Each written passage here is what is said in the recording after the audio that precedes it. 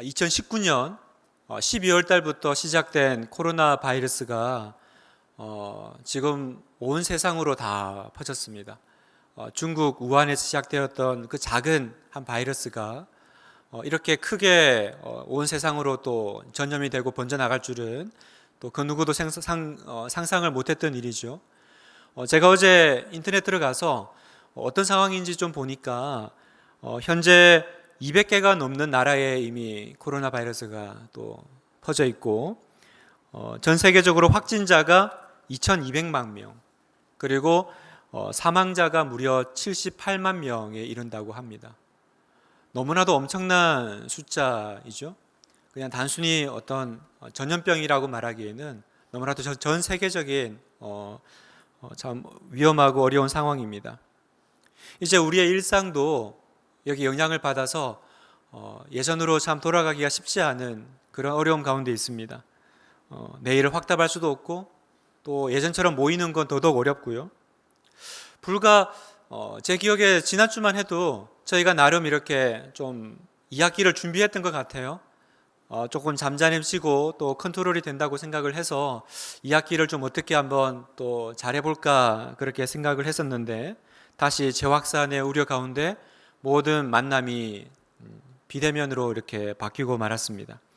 그래서 한때는 우리가 포스트 코로나라는 단어를 썼습니다. 이 코로나가 끝나면이라는 단어를 썼는데 요즘은 이제 포스트 코로나라는 단어를 잘 안 쓰고 위드 코로나라는 단어를 쓰더라고요. 그러니까 얘가 코로나가 끝나는 건 사실상 좀 어렵지 않겠나. 어떻게든지 코로나 상황에서 위드 코로나인 거예요. 어떻게든 우리가 잘 살아내는 방법들을 지금 이제 한번 알아봐야 되는 거 아닌가. 또 그렇게 우리가 방안을 또 모색해야 되는 거 아닌가. 또 그런 말씀을 하셨습니다. 참 불안하고 답답한 시간의 연속입니다. 배를 타고 가면 이런 생각이 들어요. 배를 타고 가면 내가 노를 저어서 내가 원하는 곳으로 방향을 잡아 갈 수도 있지만 때로는 배가 또 급류를 타기도 합니다. 배가 급류를 타면 급류에 휩쓸리면 아무리 노를 저어도 어떻게 돼요? 내가 원하는 방향으로 갈 수가 없죠. 급류가 끄는 대로 끌려갈 수밖에 없습니다. 만약 지급 상황이 하나님의 급류 상황이라면 그러면 하나님은 우리를 지금 어디로 이끌고 가시는 걸까요? 그리고 우리는 이런 상황 가운데 또 무엇을 해야 되고 또 어떤 기도를 드리는 것이 옳을까 그런 생각을 해봅니다. 예전에 한국 교회의 영광은 많이 모이는 큰 교회에 있었습니다. 잘 모이는 교회, 또 많이 모여서 큰 교세를 자랑했었습니다. 그래서 우리가 조금 자조적인 표현이긴 한데 교회를 마치 유람선에 표현하기도 했습니다. 좋은 서비스와 또 시설을 누리고 또 그 안에서 행복해했죠. 좋은 교회를 자랑하고 또 내가 그 안에 있으면 안전하다고 생각을 했습니다. 그런데 이제는 우리가 자랑으로 삼던 것이 현실적으로 불가능해져 버렸습니다. 모이는 것 자체가 어려우니까요. 모이고 싶어도 할 수가 없고요. 그래서 이제는 하나님께서 모이는 것이 어려운 것을 넘어서 오히려 일부러 좀 흩고 계시는 건 아닌가 또 그런 생각까지 들기도 합니다. 제가 이렇게 서두에 이런 우리의 상황들을 여러분하고 함께 나누면서 설명드리는 이유는 이런 상황에서 우리가 무엇을 해야 될까라는 그 질문입니다. 어떻게 살아야 되죠, 여러분? 그리고 우리는 어떤 질문을 하나님께 던져야 되고 또 오늘 밤 우리가 이 금요 기도의 밤에 다시 온라인으로 예배가 전환된 이 시점에 우리는 무엇을 기도해야 됩니까? 이럴 때 오늘 본문의 이 제자들의 질문이 저는 꼭 우리들의 질문 같이 느껴집니다. 오늘 6절의 말씀을 보면 제가 읽겠습니다. 그들이 모였을 때에 예수께 여쭈어 이르되 주께서 이스라엘 나라를 회복하심이 이때니까 하니. 자, 그들이 모였을 때에 이때가 어떤 상황입니까? 예수님께서 부활하시고 이제 곧 승천하실 그 상황이죠. 승천하시기 전에 마지막으로 예수님이 제자들을 만나 주시는 상황입니다. 이제 곧 승천하실 예수님, 다시는 이제 보지 못할 예수님을 앞두고 제자들이 묻고 싶은 게 얼마나 많았겠어요. 제자들이 궁금한 게 얼마나 많았겠습니까? 그래서 제자들이 물은 거예요. 주께서 이스라엘 나라를 회복하심이 이때니까. 무슨 말이에요? 예수님, 우리 언제 회복되는 거예요? 우리 언제 회복되는 거죠? 로마의 압제 속에 있는 이 이스라엘은 언제 회복되고, 그래서 우리는 언제 좀 힘을 다시 얻어가지고 옛날의 영광을 되찾고 또 이웃 나라들을 굴복시키고 좀 이런 일이 일어날까요? 제자들이 예수님께 물었습니다. 제가 이 본문에 또 이 말씀을 읽으면서 어쩌면 오늘 우리에게 예수님께 물을 기회가 있다면 우리도 제자들처럼 비슷한 질문하지 않을까 그런 생각이 듭니다. 예수님, 교회는 언제 다시 모이나요? 우리 다시 만날 날만 눈물 흘리면서 기다리고 있습니다. 예수님, 빨리 우리를 좀 예전으로 돌려주세요. 언제까지 우리가 이런 상태로 있어야 되나요? 아마 비슷한 질문이 우리 속에서 똑같이 나오지 않을까요? 그때 예수님의 대답을 주목해 봅니다. 그 질문에 대해서 우리 언제 회복되나요? 물었더니 예수님께서 뭐라고 하세요? 제자들이 물었던 질문에 대한 답이 아니라 다른 답을 하십니다. 7절을 보면 이르시되 때와 시기는 아버지께서 자기의 권한에 두셨으니 너희가 알 바 아니요. 무슨 말입니까? 제자들은 언제입니까? 그랬는데 예수님은 언제가 중요한 게 아니다라고 설명하시는 겁니다. 지금 중요한 건 언제 회복하느냐가 아니다. 그건 하나님이 알아서 하실 일이야. 그건 하나님의 권한에 속한 일이야. 너희 알 바 아니야. 그럼 중요한 건 무엇입니까? 언제가 아니라 무엇을 해야 되는지 아는 것이 중요하다고 예수님은 말씀하십니다. 이어서 8절을 보면 너무나도 잘 아시는 유명한 말씀이죠. 오직 성령이 너희에게 임하시면 너희가 권능을 받고 예루살렘과 온 유대와 사마리아와 땅끝까지 이르러 내 증인이 되리라 하시니. 오직 무슨 말이에요? 정말 중요한 단 하나가 있다면 그건 뭐예요? 바로 오직 성령이 너희에게 임하시면. 너희에게 필요한 건 언제 회복하는지 그 시기를 아는 것이 아니라 지금, 그죠? 성령으로 충만해지는 것. 그게 제자들에게 주님께서 부탁하신, 요청하신 사명이요 말씀이라는 것입니다. 성령을 받고 권능을 받고. 그럼 성령 충만, 권능은 왜 받는 거예요? 뒤에 설명하시죠. 내 증인이 되리라. 증인된 삶을 살기 위해서 예수님은 제자들에게 성령 충만 받으라 이렇게 말씀하시는 겁니다. 사랑하는 성도 여러분, 실제로 예루살렘 교회는요, 사도행전 1장에서 이 질문을 예수님과 주고받고 그리고 어떻게 됐습니까? 뒤에 넘어가면 스데반 집사님이 결국은 순교를 당하시고 그리고 예루살렘 교회는 더 뿔뿔이 온 세계로 흩어지게 됩니다. 사도행전 8장 1절 사울은 그가 죽임당함을 마땅히 여기더라. 그날에 예루살렘에 있는 교회에 큰 박해가 있어 사도 외에는 다 유대와 사마리아 모든 땅으로 흩어지니라. 회복은커녕 박해가 일어나죠. 언제 회복하냐고 물었는데 회복은커녕 오히려 사울은 그가 죽임당함을 마땅히 여기더라. 이 사울은 이제 거듭나기 전에 바울 선생이죠. 스데반 집사가 죽는 걸 당연하게 여겼다라는 거죠.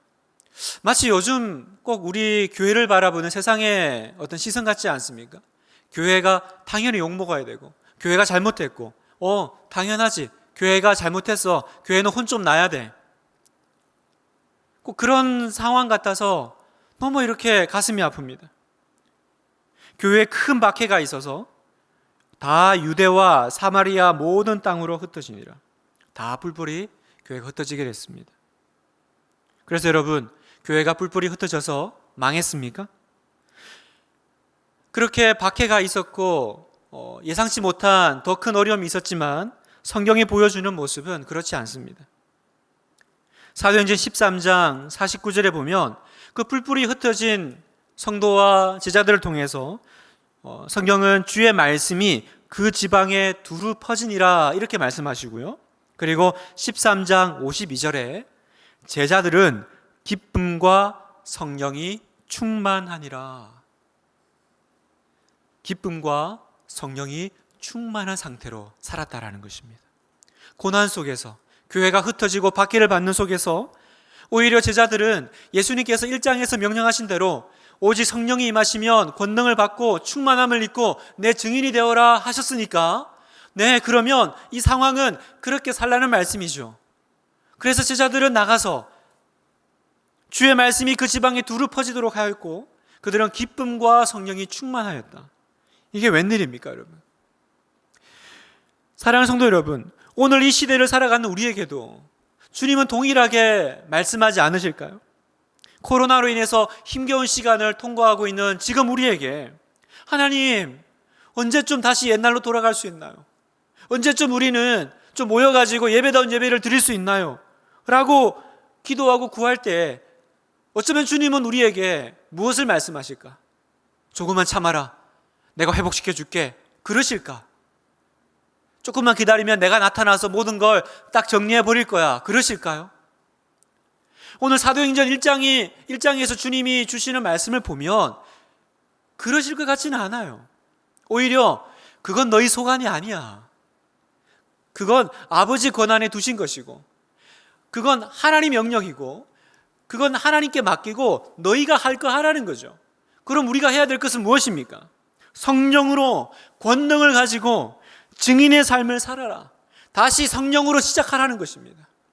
이 상황 가운데 낙담하고 낙심하고 코로나 때문에 아무것도 못하겠어요, 코로나 때문에 예배도 못 드리고 신앙도 어렵고 경건생활도 빵점이고, 그게 아니라 주님께서 말씀하시는 것은 다시 성령으로 시작하라는 것입니다. 그걸 사도행전의 그 초대교회가 우리에게 보여주는 것이 아닙니까? 그렇다면 여러분은 이 말씀을 아멘으로 받을 수 있습니까? 여러분은 성령 충만하십니까?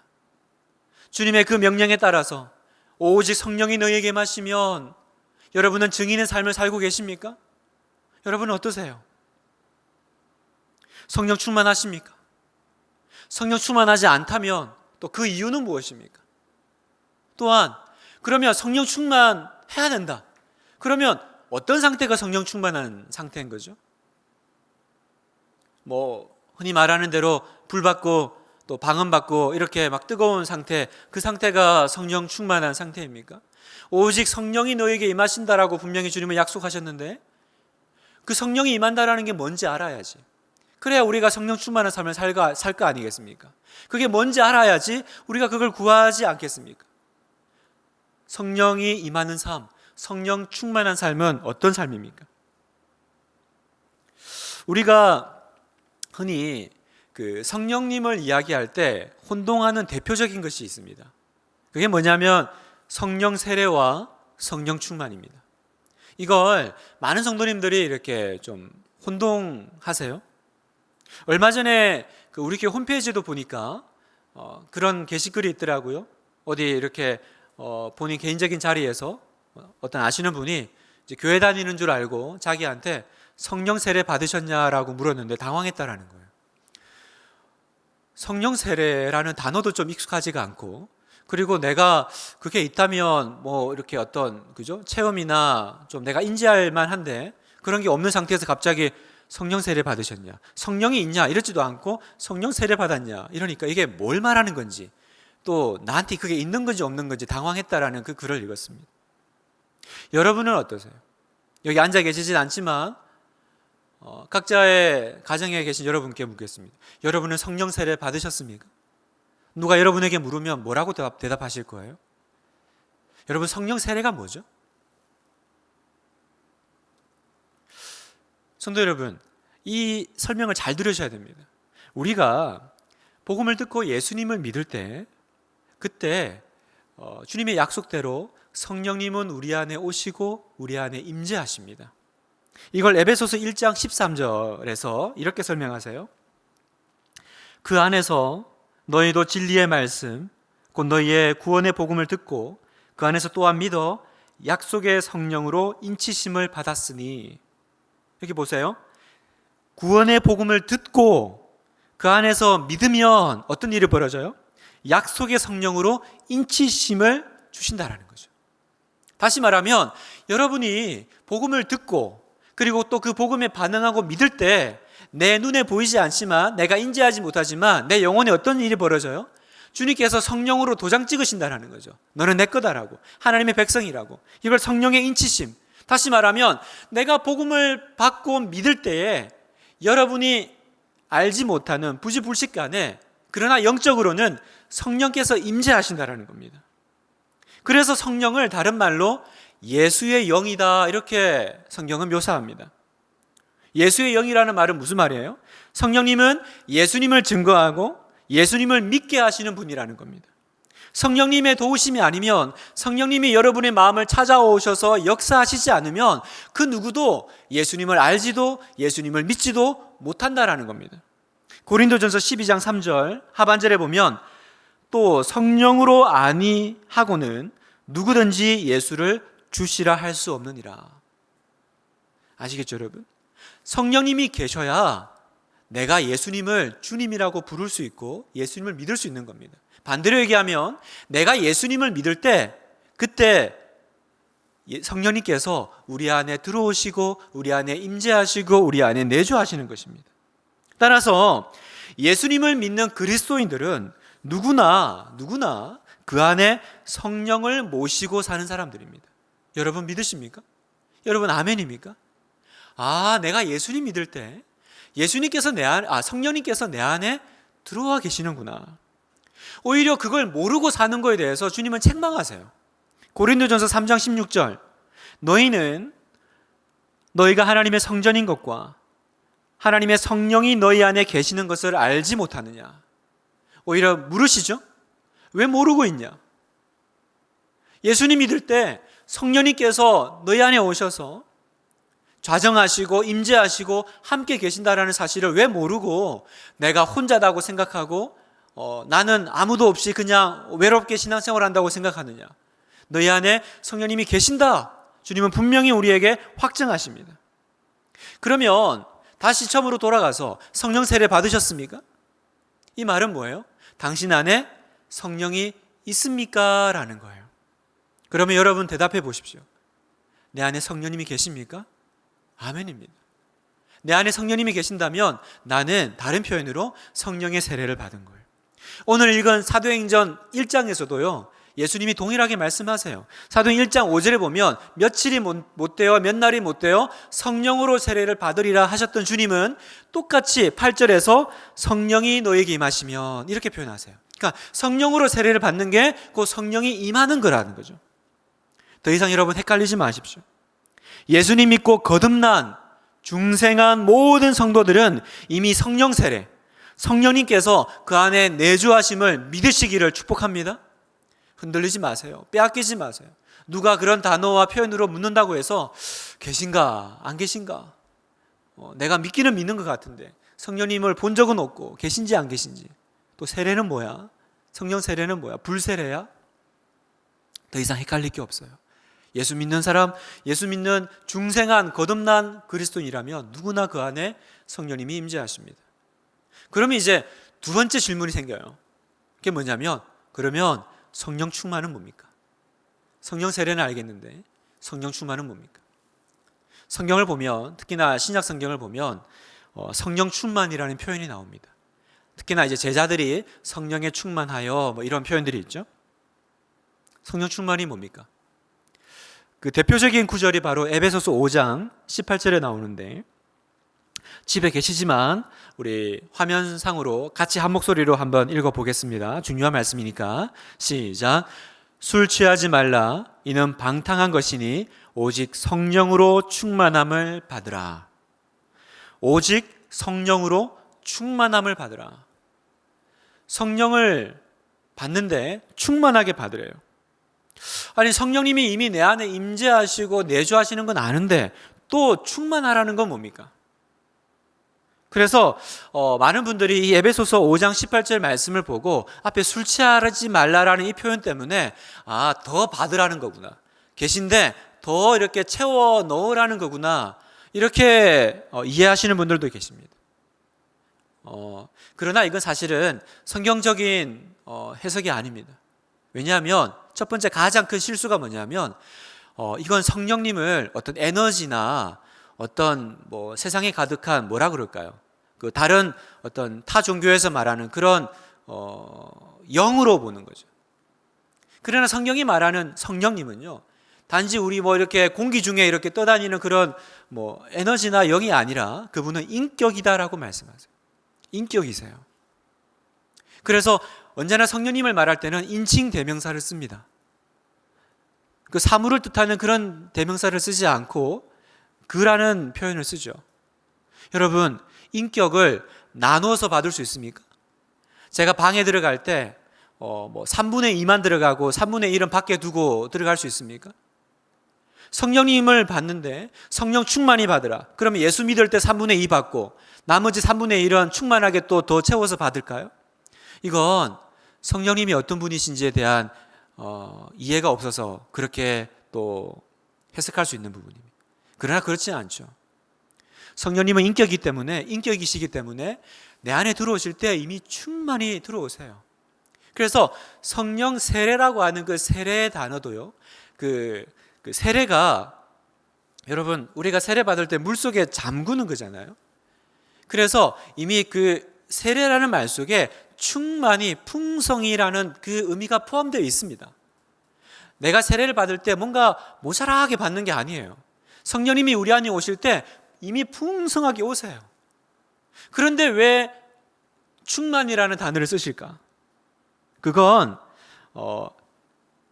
에베소서 5장 18절의 이 말씀을 다시 보면 충만이라는 개념을 이해할 수 있는데, 바로 이게 술 취함과 비슷한 개념이라는 거예요. 여러분, 술이 많이 들어가면 어느 순간 술이 사람을 지배하죠. 술이 사람을 주장하기 시작합니다. 마찬가지로 성령 충만이란 성령께서 내 안에 계실 뿐만 아니라 그분이 특별하게 그리고 강력하게 나를 사로잡는 그 시간을 우리가 성령 충만한 상태, 성령 충만한 시간이라는 겁니다. 이미 내 안에 성령님은 계십니다. 그러나 내 안에 계시는 그 임재를 넘어서 그분이 나를 주장하고 주 뜻대로 나를 마음껏 쓰시는 상태, 성령께서 내 안에 감동을 주시고 말씀하실 때 주여 말씀하소서 내가 듣겠습니다라고 온전히 순종하는 상태가 바로 성령 충만한 상태입니다.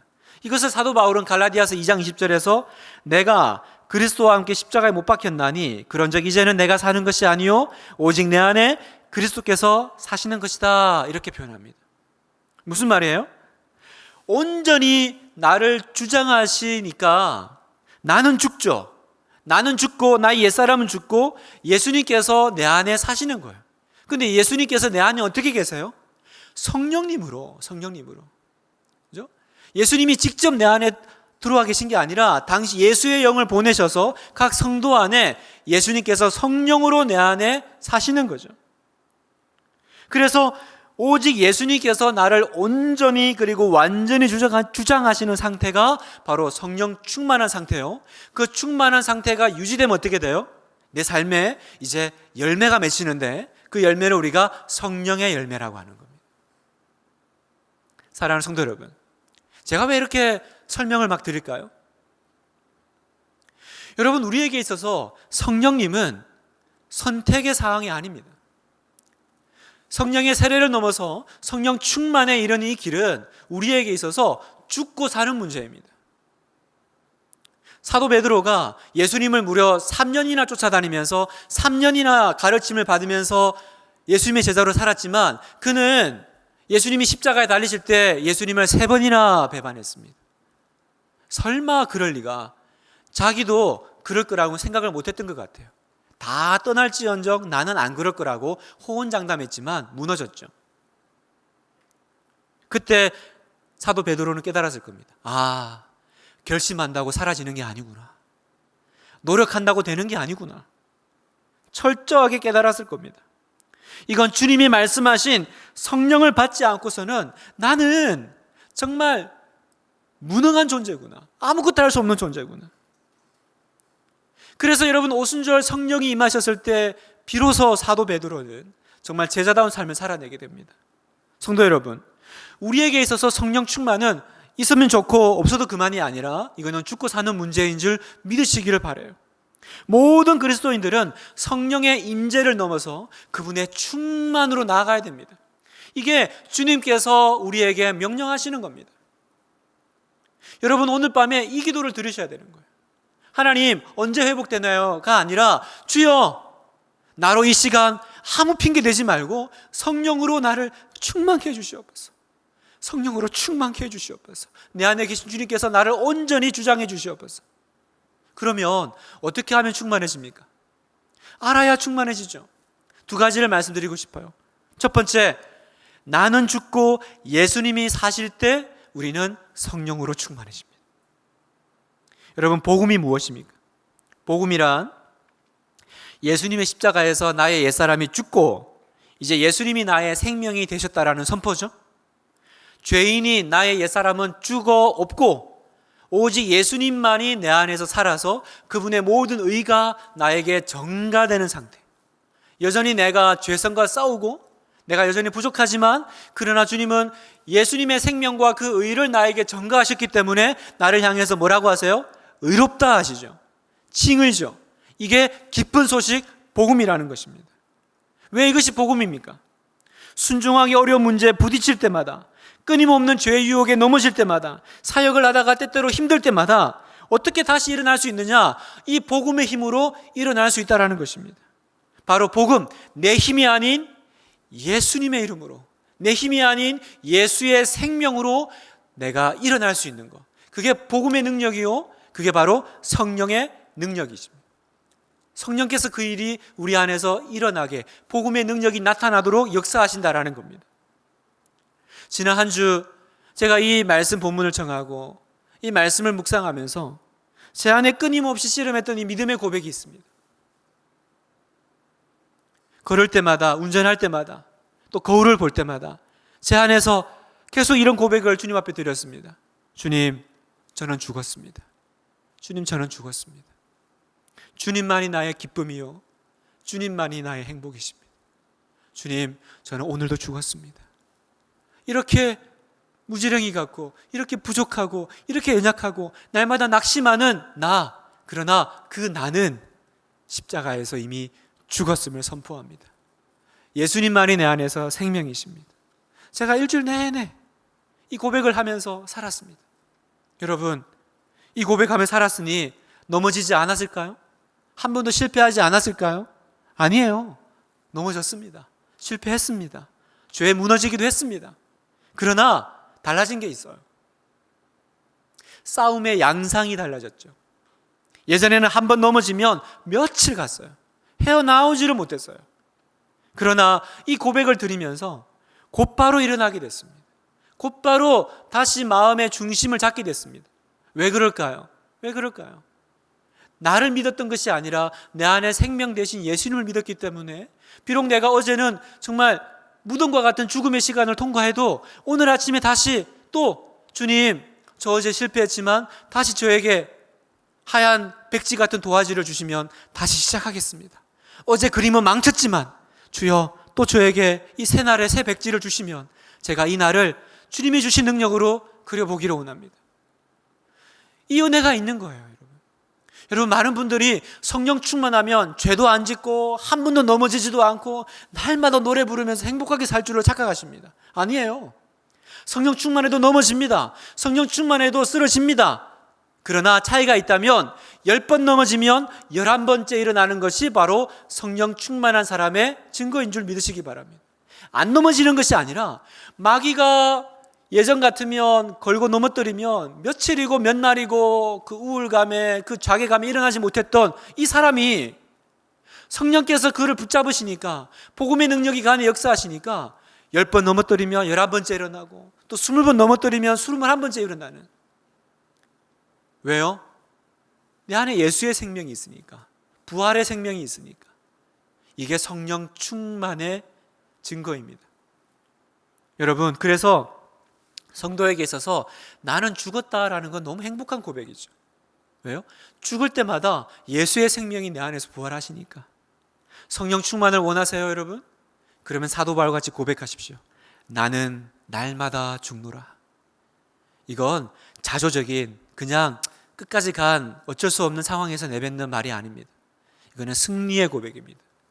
나는 날마다 죽노라. 그 말은 뭐예요? 나는 예수의 생명으로 사노라 라는 고백입니다. 두 번째, 어떻게 하면 성령 충만할 수 있습니까? 성령 충만을 구하셔야 됩니다.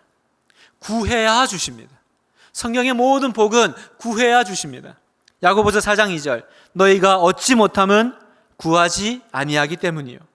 마태복음 7장 7절, 구하라 그리하면 너희에게 주실 것이요. 그러면 성령 충만도 동일합니다. 성경은 아주 단순하게 그 방법을 설명하시는데 누가복음 11장 13절에 예수님 말씀하셨습니다. 너희가 악할지라도 좋은 것을 자식에게 줄 알거든 하물며 너희 하늘 아버지께서 구하는 자에게 성령을 주시지 않겠느냐 하시니라. 누구에게 성령을 주세요? 구하는 자에게. 아주 심플하죠? 구하면 주신대요. 그런데 문제는 뭐예요? 구했는데, 나는 분명히 구했는데 주님은 주신 적이 없다라는 게 문제죠. 난 안 구한 게 아니거든요. 근데 왜 나는 성령 충만한 것 같지 않을까? 여기에 이제 우리의 어려움이 있습니다. 뭐가 잘못된 거죠? 주님의 약속이 잘못된 겁니까? 아니면 내가 뭔가 잘못한 겁니까? 여기서 우리가 한 가지 짚고 넘어가야 되는 것이 있습니다. 여러분, 구하면 주신다고 했는데 우리는 구하는 게 뭔지 정확하게 잘 모릅니다. 그래서 어설프게 구해요. 여러분, 성경에서 말하는 구하는 건 그냥 좀 주세요라고 요청하는 것이 아닙니다. 제가 몇 주 전부터 눈에 좀 이렇게 눈 질환이 생겼어요. 이제 눈이 아파가지고, 근데 그냥 이렇게 평소에 보던 그런 질환이 아니고 되게 이제 좀 특이한 증상이 나타나서 되게 좀 겁이 났습니다. 그래서 눈을 깜빡거릴 때마다 아픈 거예요. 이제 겁이 났죠. 그래서 이제 병원을 가야 되는데 무서워서 잘 못 가겠는 거예요. 겁이 나서. 주변에 이렇게 좀 이렇게 물어봤더니 주변에서 하나같이 그렇게 많이 걱정해 주셨습니다. 종양 아니냐, 뭐 실명하는 거 아니냐. 따뜻함이 느껴지시죠, 여러분? 물론 이제 병원 가서 이제 치료받고 이제 점점 좋아지고 있는데, 그때요 제가 눈 깜빡거릴 때마다 기도했어요. 하나님 고쳐주세요. 하나님 고쳐주세요. 여러분, 눈 깜빡일 때마다 기도했으니 얼마나 자주, 얼마나 많이 기도했겠어요. 막 걱정이 되는 거예요. 이게 무슨 질환인지도 모르겠고 하여튼 아프니까, 처음 보는 거니까 하나님 고쳐달라고, 큰 병 아니게 해달라고 눈 깜빡일 때마다 기도했습니다. 여러분, 구하는 게 뭐예요? 성령 충만을 구하라 그러면 주시겠다 그랬는데 우리는 구합니다. 그리고 구하다가 맙니다. 여러분, 구하다 마는 건 구하는 게 아닙니다. 성령 충만을 구하는 건 그걸 최우선적으로 내가 구하는 것입니다. 그리고 그 외에 나머지 건 다 포기하는 거예요. 이것만 해결되면 나머지 건 내가 다 포기할 수 있습니다. 이게 구하는 마음이에요. 주님, 오직 주님만을 원합니다. 나를 좀 성령으로 충만하게 해주세요. 충만하게 해주세요. 다른 건 제가 다 포기할 수 있어요. 그래서 여러분, 구하는 건 다른 말로, 다른 것은 버리는 거예요. 다른 것도 하면서 구하는 게 아니라 그걸 얻기 위해서 다른 걸 내가 포기하는 마음이 구하는 거예요. 여러분, 한 손을 쥐면서 하나님 이 손을 채워주세요 이럴 수는 없어요. 여기 채우려면 내 손에 쥐고 있는 걸 내려놔야 됩니다. 주님께 받으려면 내 손에 든 것을 내려놔야 됩니다. 이거는 안 하고 그러나 주세요, 이건 있을 수 없어요. 여러분, 한 사람과 결혼하려면 내가 그전에 만났던 여러 사람하고는 이제 모든 관계를 끊어야 됩니다. 끊으라고? 그건 너무 심한데? 너무 과한데? 이럽니까? 그게 과하면, 이게 과하게 느껴지면 이 사람은 그 상대방과 결혼 못하는 거죠. 이스라엘의 문제는요, 성경을 보면 구약시대에 항상 산당을 남겨둬요. 산당이 뭐예요? 그 이방신에게 제사 드리는 그 제단이잖아요. 그 되게 별거 아니거든요. 제가 이렇게 이스라엘 그 성지순례 갔을 때 보니까 별거 아니더라고요. 그냥 이렇게 돌담이에요. 근데 그걸 그렇게 정리를 잘 안 해요. 왜요? 별로 대단한 문제가 아니라고 생각하니까. 근데 그 별거 아니라고 남겨놓은 게 결국은 이스라엘 백성들을 어렵게 만듭니다. 그게 하나님과의 관계를 망칩니다. 여러분도 한번 생각해 보십시오. 내가 성령 충만을 구해요. 그런데 그걸 방해하는 여러분만의 산당은 무엇입니까? 그 별거 아닙니다. 별거 아닐 수 있어요. 그러나 그게 여러분 발목을 잡습니다. 그게 내가 온전히 주님을 바라보고 주님께 나아가는 그 마음을 잡습니다. 여러분의 관심사는 어디가 있습니까? 여러분의 마음은 도대체 요즘 다 어디가 있어요? 요즘 그 기사를 보니까 그런 신조어가 있더라고요. 영끌 대출. 영끌 대출이 뭐예요? 영혼까지 끌어모아 대출한다는 거예요. 그래서 집 살려고. 요즘 뭐 부동산 난리니까. 또 B2. B2가 뭐냐 했더니 빚을 내서라도 주식 투자한다는 거죠. 요즘 뭐 주식, 부동산 이게 뭐 큰 이슈니까 제가 보니까 막 그거 못하면 세상 망하는 줄 알고요. 주식을 못해서 막 또 미리 그걸 준비하지 못해가지고 그걸 그렇게 안타까워하고 뭐 영혼까지 끌어모아. 얼마나 그게 마음이 갔으면 여러분 대출을 받는데 영혼까지 끌어모아 대출을 받습니까? 여러분, 내가 성령 충만 받기 위해서 그 정도 내가 마음을 쓴 적이 있습니까?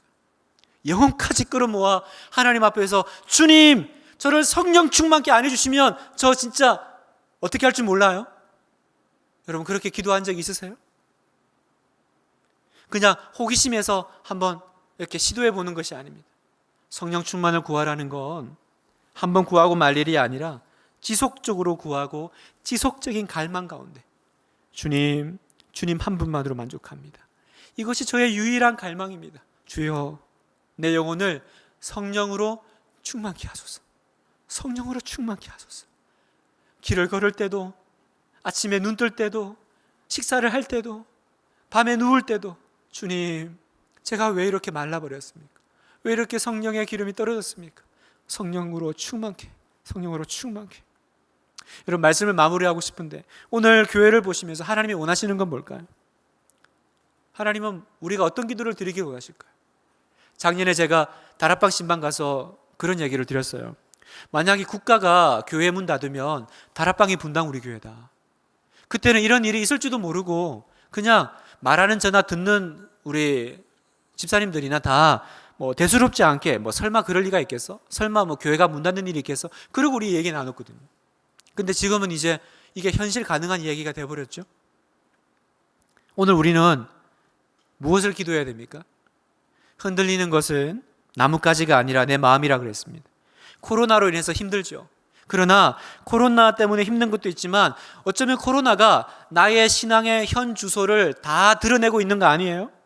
그동안 꽤 믿음이 있는 줄 알았는데 분당 우리 교회에 있으면서 이 교회 소속돼 있으면서 나는 꽤 괜찮은 줄 알았는데 코로나가 나의 신앙의 밑바닥을 다 보여주고 있지 않습니까?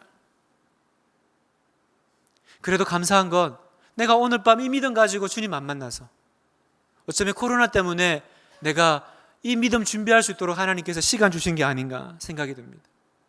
여러분 마라나타라는 단어 아시죠? 주 예수여 오시옵소서. 누구나 말세라고 합니다. 요즘은 교회 다니는 사람이나 안 다니는 사람이나 다 요즘 말세라 그럽니다. 코로나, 뭐 얼마 전에 홍수, 또 어떤 나라는 뭡니까 또 더위, 또 메뚜기 때 뭐 지금 난리잖아요. 다 말세래요. 여러분 다 말세라고 말하지만 아무도 예수님을 기다리지는 않습니다. 오늘 사도행전 1장 11절에 이르되 갈릴리 사람들아 어찌하여 서서 하늘을 쳐다보느냐 너희 가운데서 하늘로 올려지신 이 예수는 하늘로 가심을 본 그대로 오시리라 하였느니라. 이 예수는 그대로 다시 오시리라. 우리 주님 다시 오십니다. 여러분 믿으십니까? 우리 주님 다시 오심을 믿으십니까? 그렇다면 오늘 우리가 뭘 준비해야 돼요? 언제 회복해 주십니까가 아니라 주님 내가 오늘 주님 다시 오셔도 부끄럽지 않도록 제가 성령 충만에 있기를 원합니다. 하나님 성령의 기름을 준비한 하나님의 백성 되기 원합니다. 혼자 있어도 예배드리고 성경을 빼앗겨도 암송하는 말씀이 있고 부르짖는 기도의 불을 붙여야 되지 않겠습니까? 이 밤에 우리가 기도할 때 여러분 주여 다시 성령으로 시작하기를 원합니다. 하나님 단 한 가지 유일한 소망이 있다면 내가 성령으로 권능을 받아 그리스도의 증인의 삶을 사는 것. 내가 지금 뭐 하고 있습니까? 무슨 핑계를 대고 내가 이 코로나, 이 예배 상황 이게 무슨 핑계입니까? 오늘 주님이 그대로 오신다면 내가 무슨 말씀을 드릴 수 있습니까? 제자들은 기쁨과 성령이 충만했다고 했습니다. 여러분도 그렇게 되십시오. 여러분도 오늘 밤 기쁨과 성령으로 충만하십시오. 우리가 이 마음 담아서 우리 함께 찬양하겠습니다.